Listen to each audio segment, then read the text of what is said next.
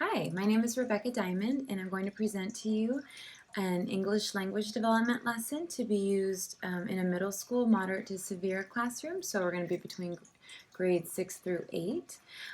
This plan is meant to be done over the course of a week. At our school, we have 4 periods. Mondays and Fridays are shorter periods at about an hour each, and the other 2 days of the week are longer block periods at 90 minutes each. So these kind of correspond to the schedule at the school I'm at. There's 2 reading standards. Number 1 is read closely to determine what the text says explicitly and to make logical inferences from it. Cite specific textual evidence when writing or speaking to support conclusions drawn from the text. Reading number 2, determine central ideas or themes of a text and analyze their development. Summarize the key supporting details and ideas. There's also a couple of writing standards this will address. Number 2, write informative, explanatory text to examine and convey complex ideas and information clearly and accurately through the elective selection, organization, and analysis of content. And writing number 4, produce clear and coherent writing in which the development, organization, and style are appropriate to task, purpose, and audience. And finally, we're also going to address some speaking and listening goals. It'll be number 4, present information, findings, and supporting evidence such that listeners can follow the line of reasoning and the organization, development, and style are appropriate to task, purpose, and audience.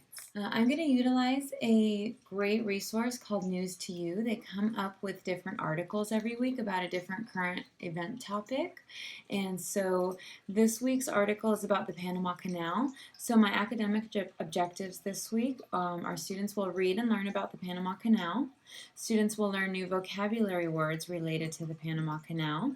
And students will create a presentation about the Panama Canal and present it to their classmates. You can also utilize several language objectives for English learners. I chose to go with the intermediate objectives this time. For comprehension, I would like them to ask and answer instructional questions by using simple sentences. They will listen attentively to stories and information and identify important details and concepts by using both verbal and nonverbal responses. And they will also ask and answer instructional questions with some supporting elements. For example, which part of the story was most important. As they will also do some reading goals for vocabulary and concept development. They will apply knowledge of vocabulary to discussions related to reading tasks. They will also use expanded vocabulary and descriptive words in oral and written responses to written text. And finally, for their writing goals, it will be to write legible, simple sentences that respond to topics in language arts and other content areas. I will be gathering several different assessments beginning before the lesson, throughout, and after the lesson to make sure my students are understanding and comprehending. In the beginning, we're going to be doing a journal entry about the topic, so it's going to be a little bit like a KWL chart. I'm going to assess kind of what they already know and what they want to learn about the topic. During the lesson, I'll be asking a lot of WH questions to make sure that their comprehension is there. And also we're going to be playing a word game to make sure they understand the vocabulary that we're using. And at the end of the lesson, I'm going to have them be writing a paragraph and do a keynote presentation to the class. The reason the News to You is a great resource is because there's a lot of different levels and you can choose based on where the student is at. So you can start at a more simple level where it's just broken down to main ideas, and you can get to a more advanced level where it would be not much different from their middle school peers, the type of articles they'd be reading. So it's nice that it breaks it down into different levels based on with contextual pictures. The resource I will be using are the News to You articles, and I'll go through these a little bit more. We're going to be using the internet, so Google Images, different websites. We're going to be using the iPad with certain apps, so Keynote for their presentations as well as Notability. We're going to be using the Promethean board for a lot of this lesson, and we're also going to be utilizing other books about the topics as well as little video clips, things on the internet, websites, that sort of thing. So to start my lesson, I would ask students if they've ever been on a ship in the ocean, possibly cruise ships, any other type of boat. I would also show a map and ask if anyone knows how a ship could go from the Atlantic Ocean to the Pacific Ocean. I will let students know that we will learn about an important waterway for ships. So that's how I'd introduce it. On day one, we're going to have the students journal about the topic. What do they know already, and what do they want to know? I'm going to have them look through other books or websites about the topic, see if they can find some more information. And then I'm going to pre-teach the vocabulary before we read the article. So there's a nice thing I can use. This News to You website utilizes this. I can use it with Promethean board, and they can also put it on their Notability app. But this is the vocabulary that's going to be in the article, along with little pictures. So I'm going to pre-teach the vocabulary before reading the article, and then I'm going to give other examples. So we'll use Google Images. If the word is, ship or worker, we can Google image that, and so students can get different pictures. It's almost like how Temple Grandin says when she thinks in pictures, and they just file away, all different images of that. So I want them to get different ideas of different kinds of workers, different kinds of ships. So then we'll look at some videos about that, little short video clips. I just want to attack all their senses, so with videos, pictures, text. And then we're going to play a word game. So this actually will go up on my Promethean board, and they can also use it on their Notability app on the iPad, and we'll use it on Active Inspire. But they will read the word, we'll read it, they'll repeat it, and then they're going to take turns identifying the word. So I'll call up different students to identify certain ones. They can circle it, they can do it from their iPad as well. And so I'll kind of gauge it according to each student, but I want them to have turns identifying the vocabulary and make sure that they're all understanding.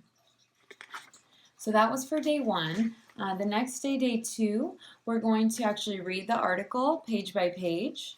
So as you can see, it breaks it down into shorter sentences with pictures for each sentence in order to help gain understanding. So after we read the article, I will ask them WH questions. There is a review page on here where they can circle, but it asks what, who, where, why, that sort of thing. I'm also going to want them to highlight text evidence from the article to support their answers so that I can see where they get it from. There's also a lot of different pages in here that are pretty neat.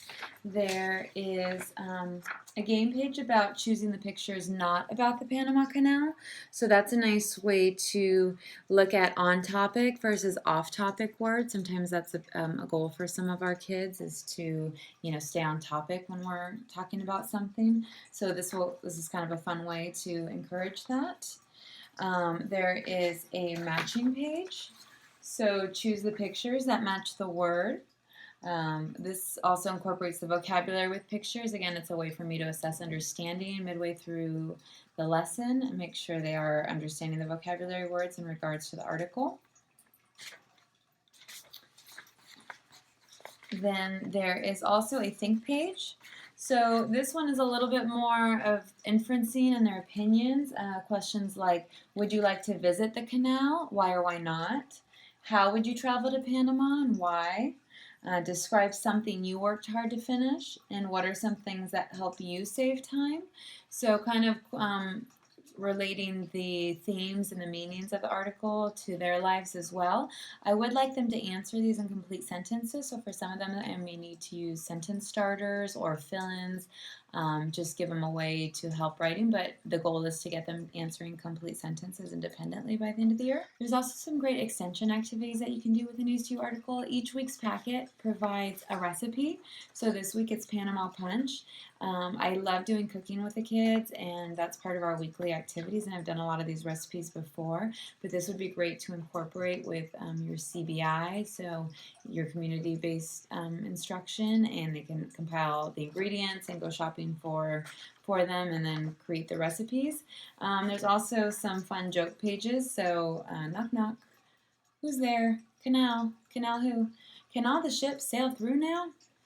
There's crossword pages, there's a Sudoku page, there's also some word pages, so again to reinforce the vocabulary. This would also be beneficial for English language learners as well. So after they do that page at the end of day 2, their homework is going to be to take home the advanced reading. The article I had earlier was the higher level reading, and then this is going to be the advanced reading. As you can see, it looks a little bit more like a typical text that might be read in middle school. It's going to be more of a consistent article with just a few pictures for content. And so they're going to take this home and try to read it with a parent, a family member. Since they've read the same article, in a slightly broken down form, we're kind of scaffolding up to the next level. So that would be their homework. And then the next day, on day 3, when they come back, we will read the advanced version in class together and do some short answer activities. I have a whiteboard set up with the main ideas are there. They're laminated, so it's our topic. We'll fill it in. And then I've got things, it's our ELA board, so it has things on there like who, what, where, why, how, and when. And so as a class in the beginning of the year, I will give them more support and prompting as to how to answer that. But by the end of the year, the goal is to have them kind of independently filling or giving me the sentences to fill out the topics with requiring less prompting. And so once we write that on our whiteboard, they're going to be able to produce a paragraph from that. I'm going to let them begin writing their paragraph from the class answers we give, and they're going to be using their Keynote app on their iPad to write their paragraph and also add pictures to make it more of a multimedia presentation. They're going to have a title page with their name and also the topic we're covering. And then that they'll work on that. They can earn points as they work in order to get free time. But the goal is on day 4, they will all present their keynote presentations in front of the class and listen to each other's presentations.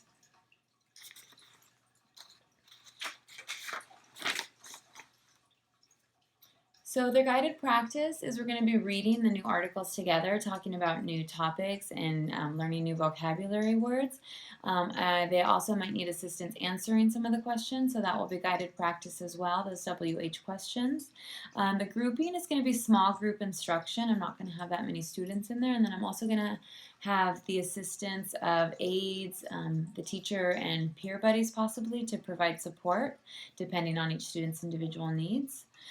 For assessment, I'm going to check their packets with their answers to their questions, and then also I'm going to be assessing them based on their keynote presentations. And for independent practice, at this point they should be using the Keynote app for a lot of different things, not just ELA, but a lot of different topics. So that will be a little bit of independent practice using the internet as well. And then also just reading the article at home. They can follow up and be reading that and having discussions about it after. And that's my lesson. I hope you enjoyed it. Thank you.